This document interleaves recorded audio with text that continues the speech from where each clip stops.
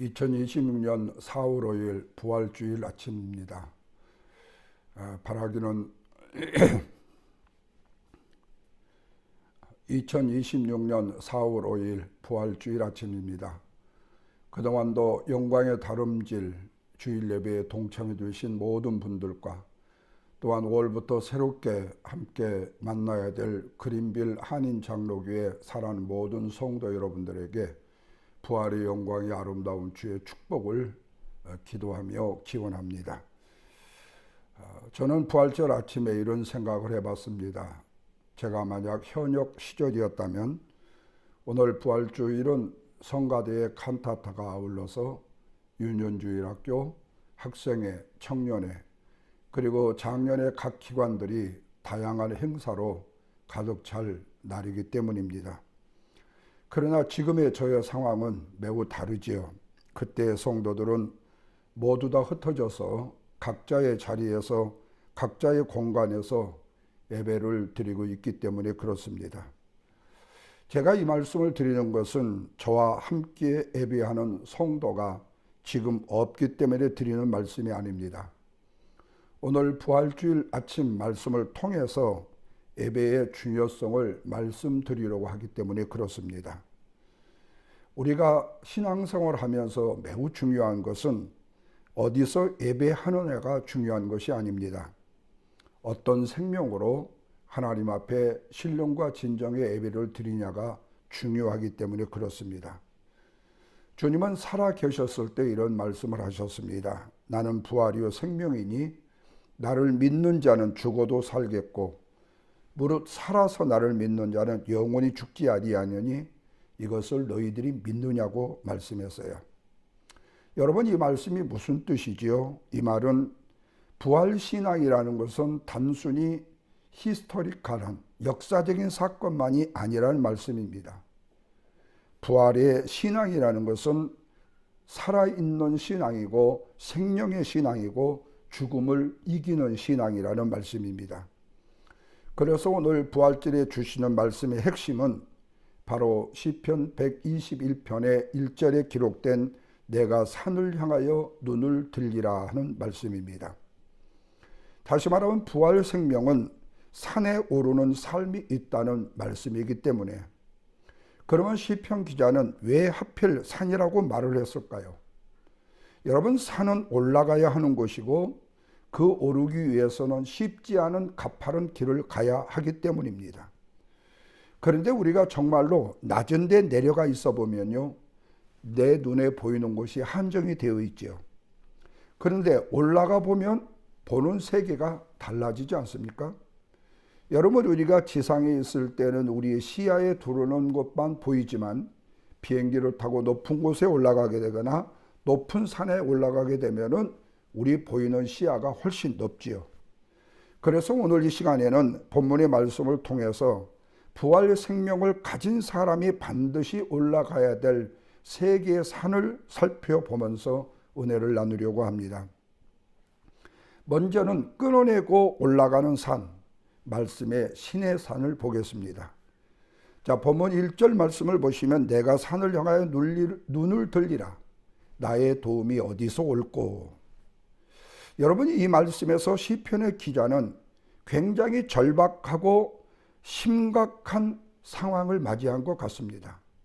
그럼에도 그 심각한 상황의 각오와 다짐을 결심하는 심정으로 내가 산을 향하여 눈을 들리라 나의 도움이 어디서 올 거라고 고백하고 있음을 보게 된다는 겁니다.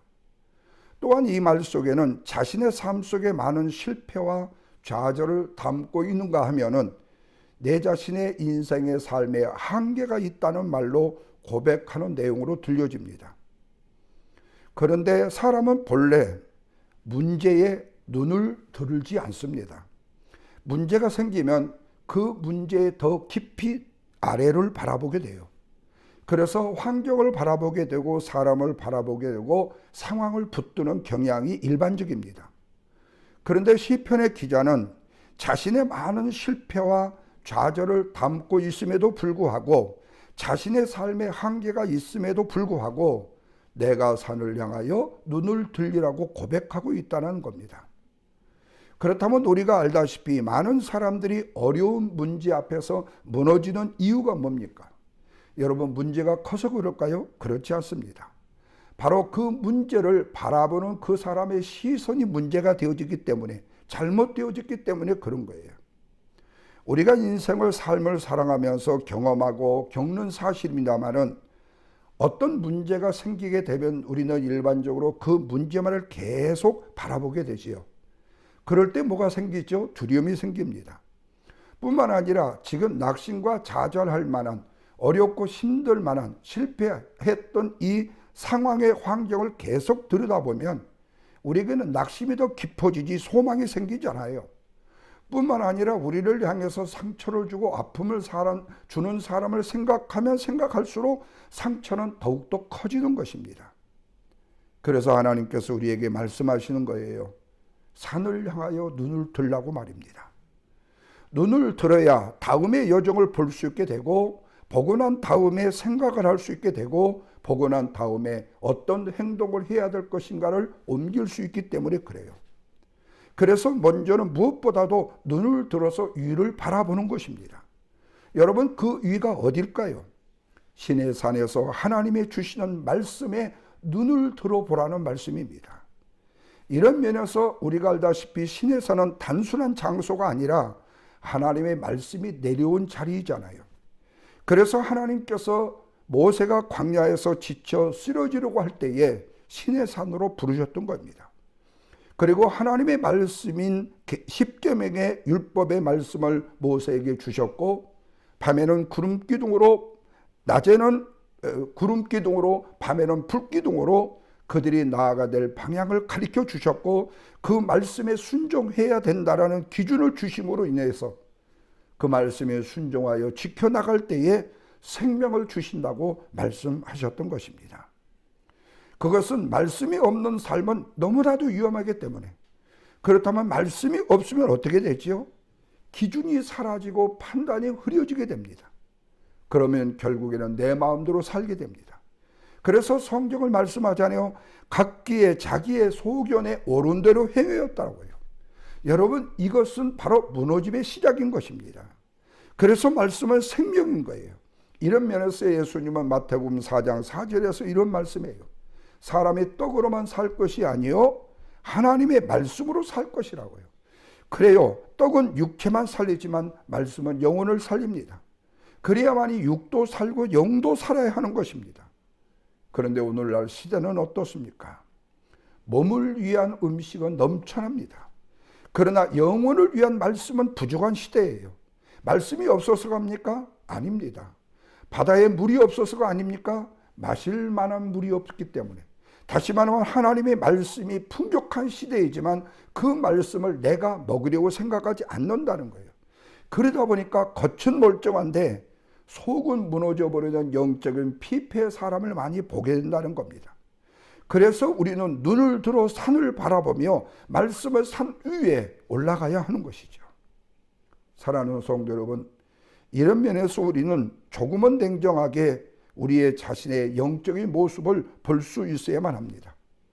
혹시 나의 신앙이 말씀 중심의 신앙이 아닌 형식과 외식의 신앙에 서 있지 않는지, 신앙의 형식은 있는데 능력이 소멸된 신앙의 모습은 아닌지를 말입니다. 그렇다면 지금 여러분이 어떤 때라고 생각하십니까?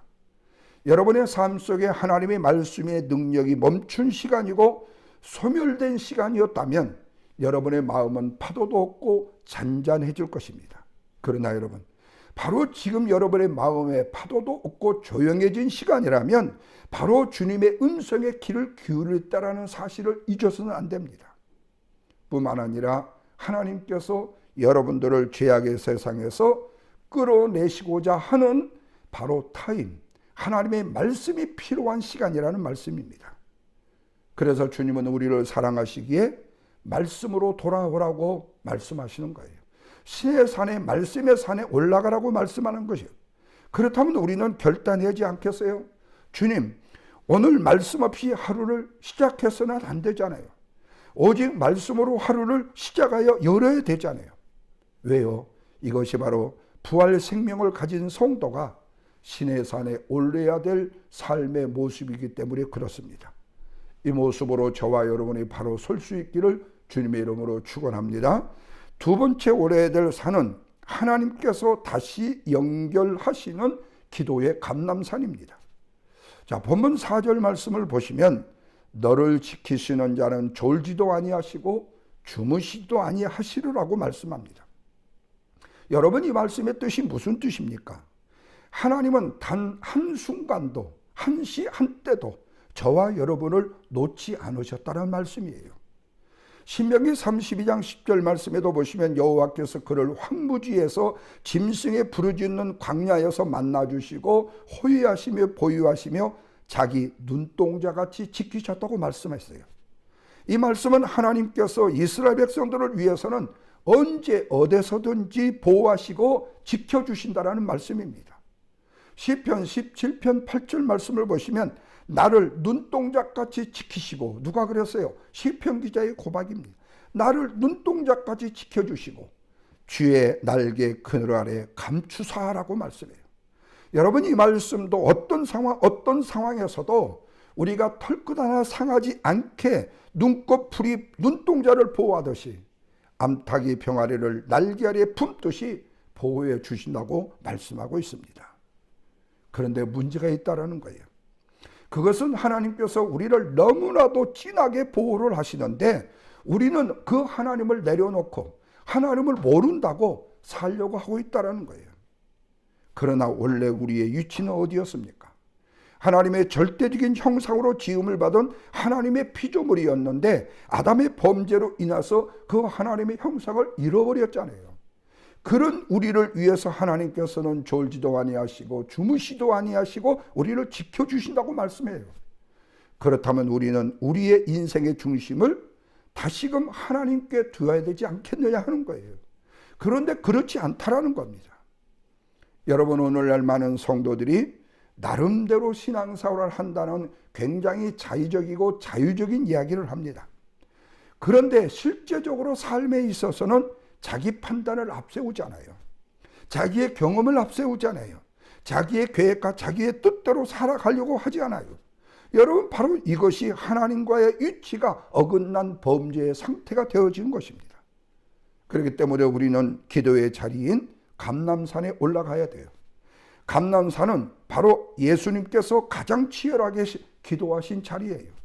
겟세마네 동산에서 예수님은 십자가를 앞두고 아버지여 내 원대로 마옵시고 아버지의 뜻대로 하옵소서라고 기도해요. 인간적인 생각으로는 이 십자가 지기가 힘들어요. 그러나 아버지의 뜻이라면 그냥 순종하겠어요. 여러분이 이 기도는 단순한 요청이 아닙니다. 내 자신의 의지를 내려놓는 기도인 것입니다. 하나님의 뜻에 내 자신을 두는 기도예요. 바로 이것이 주님이 놓일 자유였기 때문에 그렇습니다. 그렇듯이 여러분, 모든 성도들에게도 자기가 놓여질 자리가 있는 것입니다. 바로 그 자리가 저와 여러분이 기도하는 기도의 자리라는 사실을 믿으셔야 됩니다. 이유는 간단해요. 기도 없는 신앙은요, 위험천만 신앙이기 때문에 그래요. 기도하지 않는 신앙은 겉으로는 멀쩡해 보이지만 속은 이미 하나님과 끊어진 상태가 되었기 때문에 그래요.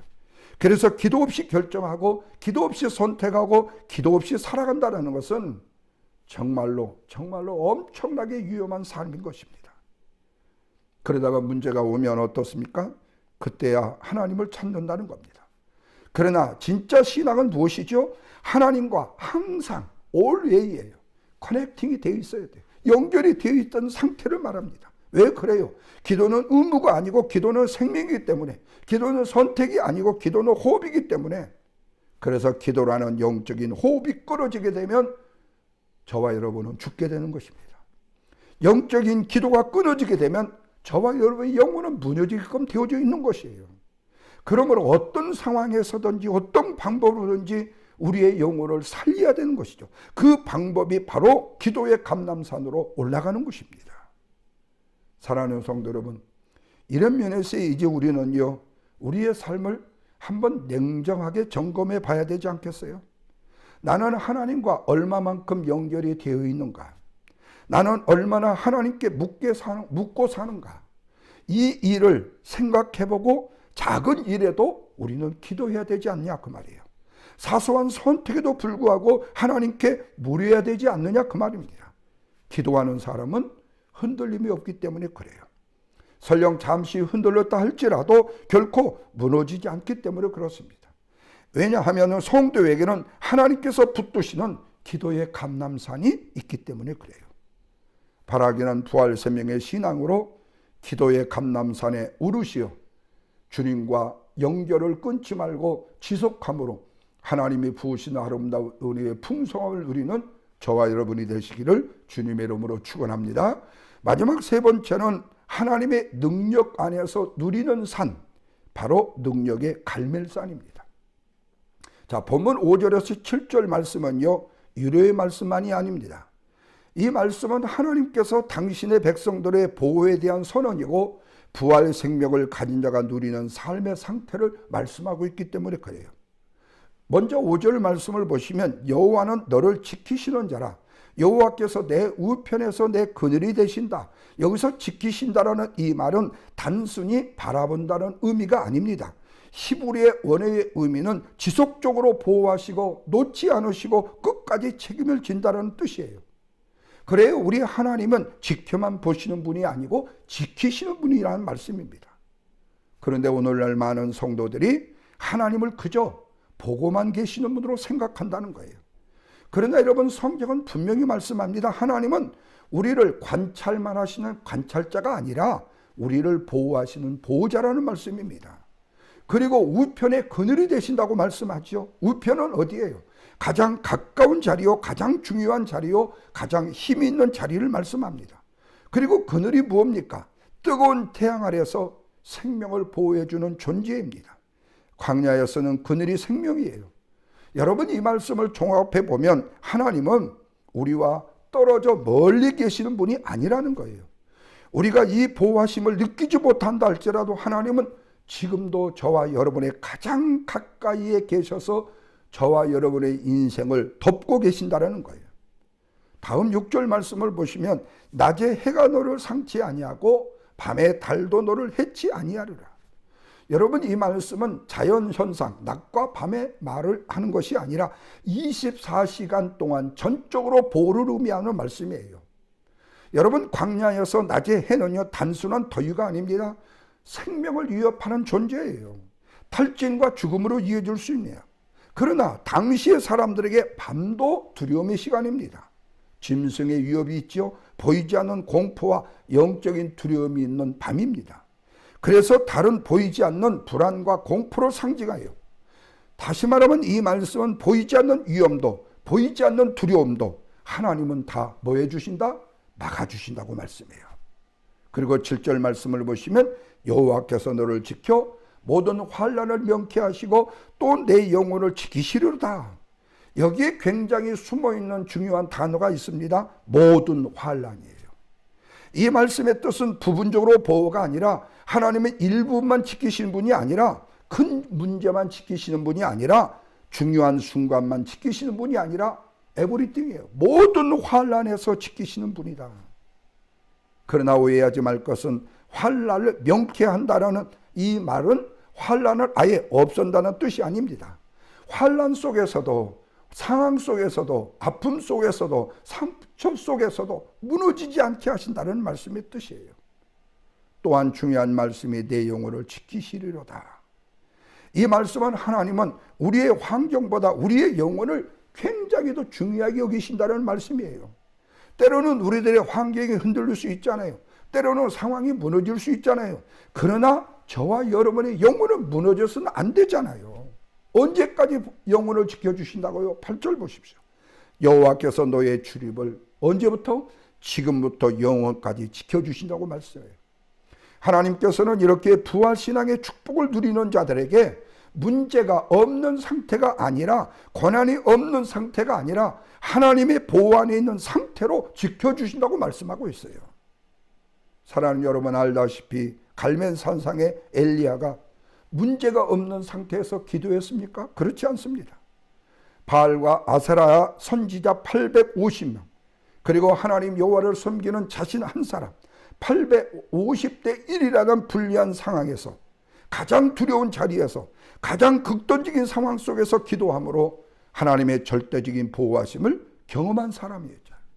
그렇다면 여러분, 이제 우리의 고백도 여호와는 나를 지키시는 자시되 낮에도 밤에도 나를 보호해 주시고 모든 환난에서 내 영혼을 지키신다는 고백을 하나님 앞에 드려야 되지 않겠어요? 그리고 이제는 두려움 대신 믿음을 선택하고 환경 대신 하나님을 바라보고 능력의 갈멜산을 올라가야 되지 않겠어요? 그때 하나님께서는 저와 여러분의 삶을 지키시고 우리의 영혼을 붙드셔서 우리의 인생을 승리로 이끌어 가실 것이기 때문에 그래요. 바라기는 어떤 상황 속에서도 흔들리지 않는 참된 안식을 누리는 부활신앙의 성도 여러분들이 되시기를 주님의 이름으로 축원합니다. 사랑하는 성도 여러분, 이제 말씀의 결론을 맺습니다. 부활 생명은 단순한 교리가 아닙니다. 부활 생명은 저와 여러분이 살아내야 할 삶의 방식인 것입니다. 그래서 시편의 기자는 내가 산을 향하여 눈을 들리라고 고백해요. 그 이유가 도움이 산에 있기 때문에 그런 것일까요? 그렇지 않습니다. 그 산을 지으신 하나님께 있기 때문에 그래요. 그 산을 지으신 하나님께 있기 때문에. 그러므로 우리는 말씀의 시내산에 올라 흔들리는 마음을 붙들어야 됩니다. 기도의 감람산에 올라 끊어진 호흡을 다시 이어야 합니다. 능력의 갈멜산에 올라 두려움을 이기고 영적 승리를 경험해야만 합니다. 여러분, 세상은 지금도 두려움을 말합니다. 환경은 여전히 우리를 흔들어대잖아요. 상황은 여전히 불안합니다. 그러나 중요한 것은 환경이 아닙니다. 저와 여러분 안에 생명이 있느냐 없느냐 하는 거예요. 살아있으면 환경이 어떠하다 할지라도, 상황이 어떠하다 할지라도 이길 수 있습니다. 부활 생명이 있으면 반드시 승리하기 때문에 그렇습니다. 그렇다면 이제 고개를 들어서 하나님이 역사하시는 산을 바라볼 수 있어야 되겠죠. 그리고 그 너머에 하나님을 붙들어야 됩니다. 그로 인하여서 오직 말씀으로 살아야 되겠죠. 오직 기도만 영적인 숨을 쉴 수 있도록 말입니다. 그래야 하면 능력으로 승리하는 삶이 되어질 것입니다. 이것이 바로 부활 생명으로 신앙생활하는 우리 모두의 신앙의 모습이기 때문에 그렇습니다. 바라기는 2026년 부활절을 맞이하며 주 안에서 모든 성도님들이 이 부활의 생명으로 어떤 상황과 환경 속에서도 무너지거나 쓰러지거나 넘어지지 않고 오히려 세상을 이기는 저와 여러분의 삶이 되기를 주님의 이름으로 간절히 축원을 드립니다.